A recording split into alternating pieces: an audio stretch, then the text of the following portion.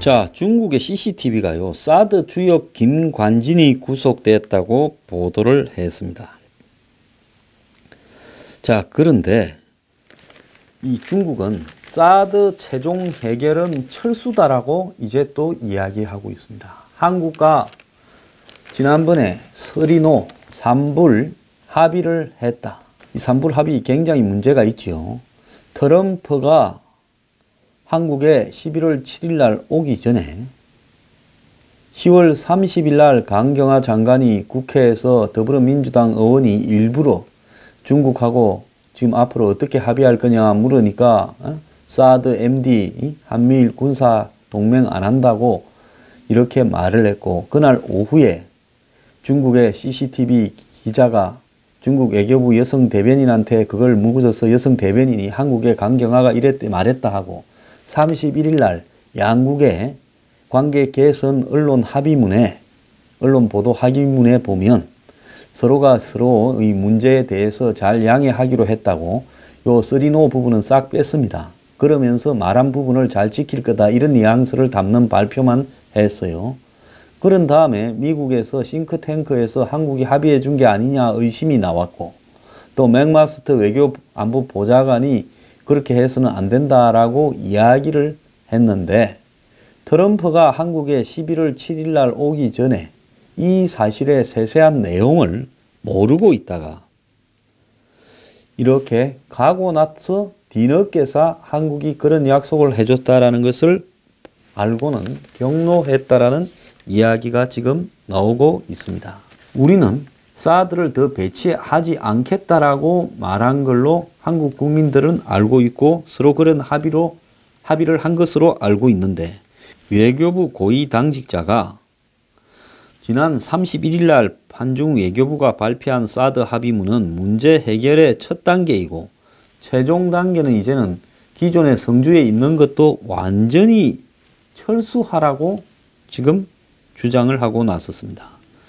그러니까 사드 문제의 최종 귀착점이 한 개 갖다 놓고 더 이상은 갖다 놓지 말고 그 이야기도 하지 말자라는 봉인이 아니라 철수라는 것으로 지금 드러났습니다. 문재인 대통령도 필리핀 마닐라 프레스 센터를 방문을 해서 중국이 사드에 대해 찬성 입장으로 바꾼 것도 아니고 여전히 중국의 안보 이익에 침해된다는 입장을 보였다면서 사드 문제가 완전히 해결된 게 아니라고 말을 했습니다. 그러니까 불씨가 남아있는 거죠. 그런데 이런 거를 가지고 중국이 그렇다고 경제 보복을 완전히 당장 보복 이전으로 다 돌려서 회복한 것도 아닌데, 이 합의 이후에 청와대에서 김정숙 씨가 공을 세웠니, 대통령을 공을 세웠니, 이해찬이 공을 세웠니, 노영민이 공을 세웠니 하고 그 난리를 피웠습니까? 중국이 그래 다시 돌아와서 그렇게 반갑냐고 오늘 어떤 신문의 칼럼에 이 사회부장이 글을 썼어요. 위안화가 쏟아지면 값비싼 안보의 대가는 까맣게 잊을 것이다. 핵을 지고 살아도 좋은 게 좋다는 우리 대체 어떤 국민인가. 제가 며칠 전에 이야기했잖아요. 광군절 날 쇼를 해대는 걸 보고 지난 주말에 그 물건 좀 팔아먹었다고 중국이 다시 왔다, 와 중국 놈들이 돈 뿌린다, 만세다. 정말 창피한 줄 알아야 됩니다. 한국 언론들요. 한국 국민들도 정신 차려야 됩니다. 중국의 사드 철수 발언은 중국 관영 신화통신이 양국이 최근 사드 문제를 단계적으로 처리하는 데 공감을 달성했다라고 보도한 데 이어 중앙일보 기자가 질문하자 답변하는 과정에서 중국이 완전히 철수다라고 이야기를 한 겁니다. 자, 우리나라 정부는 지난 31일 중국과의 관계 개선 합의 발표 이후 사드를 봉인했다라고 이야기를 했지만은 시진핑이 문 대통령을 지가 있는 호텔로 지난 베트남 다낭에서 11일 날 불러가지고 사드에 대한 책임 있는 자세를 촉구한다 했고, 그리고 중국 소식통들은 한국 정부가 더 이상 사드를 언급이 없다며 이 문제를 매듭지으려 하자 중국 측이 사드 철수까지는 최종 해결이 아니라는 입장을 다시 환기시켰다는 겁니다. 이 새끼들 합의해놓고요 또 들고 나옵니다. 그래서 중국의 이런 태도들을 계집 방식이라고 오늘 한 신문이 보도를 했어요. 영국의 이코노미스트 최근호가 보인 부분인데 중국이 한국을 굴복시킨 전략을 계집 방식, 도그하우스 어프로치라도 이렇게 이야기를 합니다. 중국은 상대방 하는 행동이 마음에 안 들면 바뀔 때까지 괴롭힌다. 그래도 안 바뀌면 상대를 계집에 과더 벌을 준다. 그래도 여전히 변하기를 거부하면 적절한 처벌 기간을 준 후에 상대를 계집에서 꺼내고 아무 일 없었다라는 듯이 굴면서 상대가 고마워하기를 바란다. 자, 정확하게 그런 거 아닙니까? 우리가 사드를 그렇게 하니까 중국이 한국의 경제 보복을 가하고 문화 교류도 차단하면서 한국 기업들을 엄청나게 괴롭혔습니다. 그래도 굴복을 안 하니까 더 많이 괴롭혔습니다. 자, 그러고는 최근에 사드를 합의를 했다 해서 계집에서 꺼내가지고 아무 일도 없었던 것처럼 우리한테 사과도 안 합니다. 그리고 우리는 엄청 고마워했습니다. 그런데 여기서 끝난 게 아니에요. 계집에서 넣오자마자 또 막대기로 패는 겁니다. 중국이 우리 알기를 개같이 여긴다고 이코노미스트가 보도를 했습니다. 자, 사실상 사드 합의 때 쓰리노의 항복 문서를 받아가고도 우리 국민과 기업에 끼친 폐해에 대해서는 사과 한마디 하지 않고 있습니다. 자, 그런데 이 중국이요, 최근에 이 김관진이 구속된 데 대해서 아까 말한 대로 이 관영 CCTV가 대대적으로 전하면서 박근혜 정부 시절에 사드 배치의 주역이라고 강조를 하면서요. 또 친중 성향의 중화권 매체인 뒤에이도 김 전 실장의 구속은 사드 배치 주도 세력의 척결이라는 메시지를 한국이 중국에 보낸 거다. 이렇게까지 이야기를 하고 있습니다. 자, 우리가 우리 내부에 우리의 안보의 자주성을 지키기 위해서 사드 배치에 알박이를 했다고 그 사람에게 그 일이 아니라 뒤져서 이제는 사이버 사령부 댓글 관련해서 이 사람이 국방부 장관으로서 공문을 받다라는 핑계를 가지고 집어넣었습니다. 애초부터 국정원장도 아니고 국방부 장관과 안보실장을 했던 김관진을 지나치게 괴롭히는 부분이 이 정권에서 보였어요.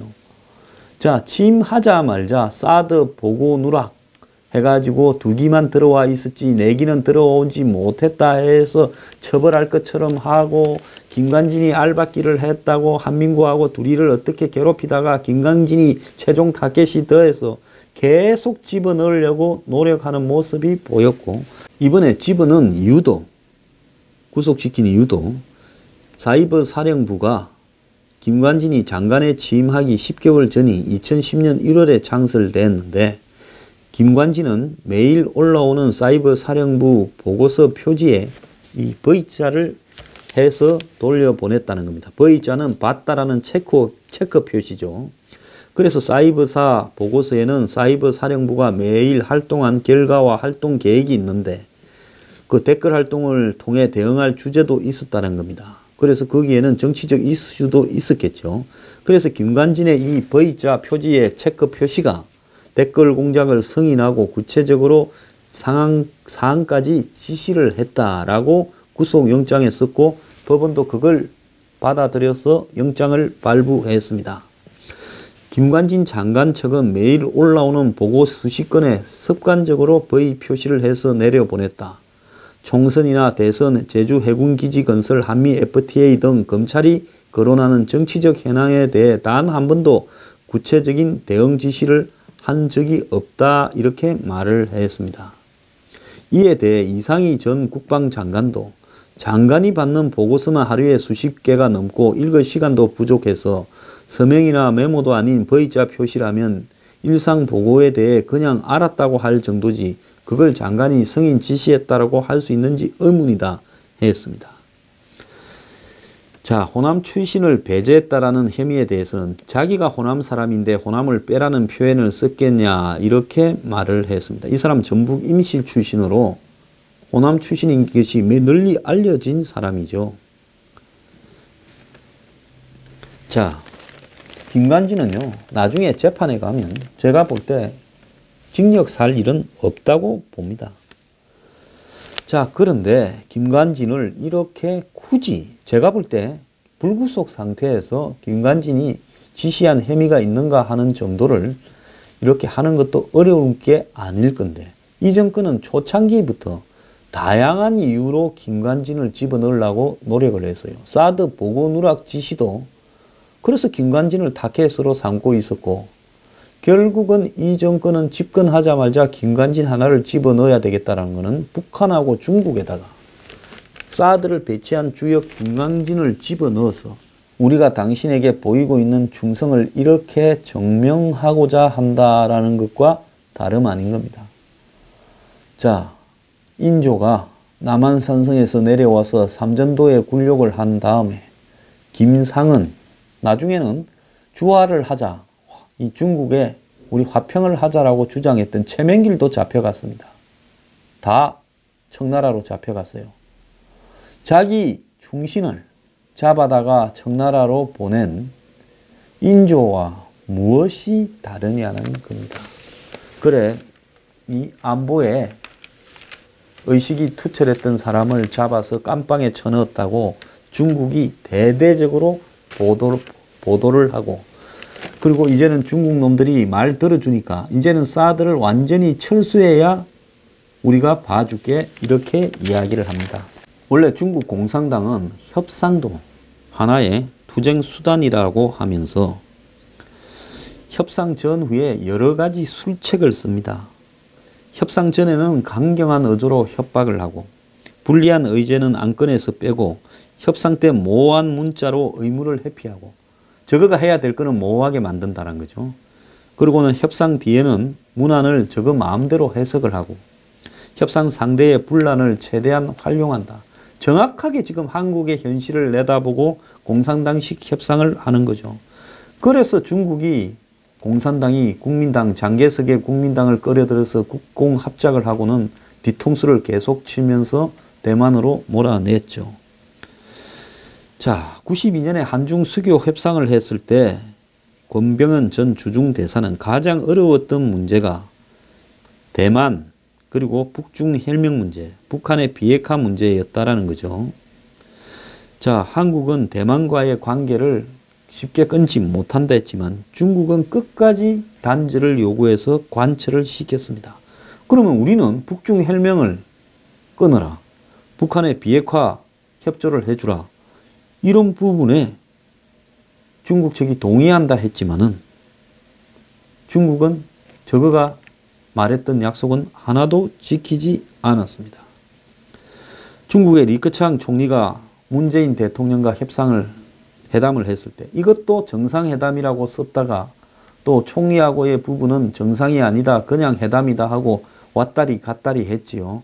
우리 한국 대통령이 중국의 총리를 만나는데 그게 정상회담입니까?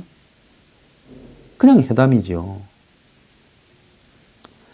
자, 그래서 거기서 중한은 얼마 전 사드 문제에 대해서 단계적으로 처리하는데 몇 가지 일치를 했다.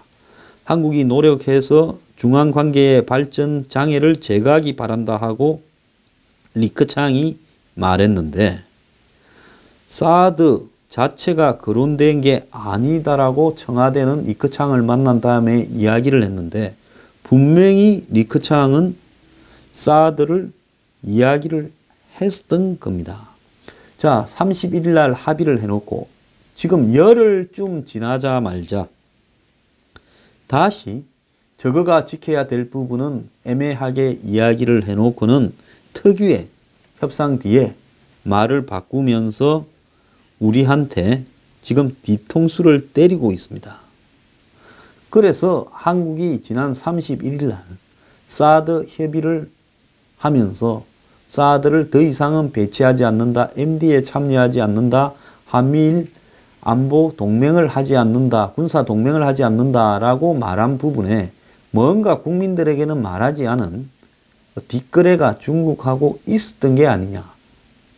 자, 발표는 이런 수준으로 하고 실제 합의문에는 그 내용도 담지 않되 우리는 궁극적으로 사드를 한국에서 빼겠다.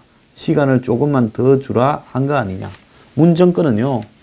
이 부분에 대해서 대답해야 됩니다. 이거요. 대답 잘 못하면 국가 안보와 관련되어서 탄핵 사유라고 볼 수 있습니다.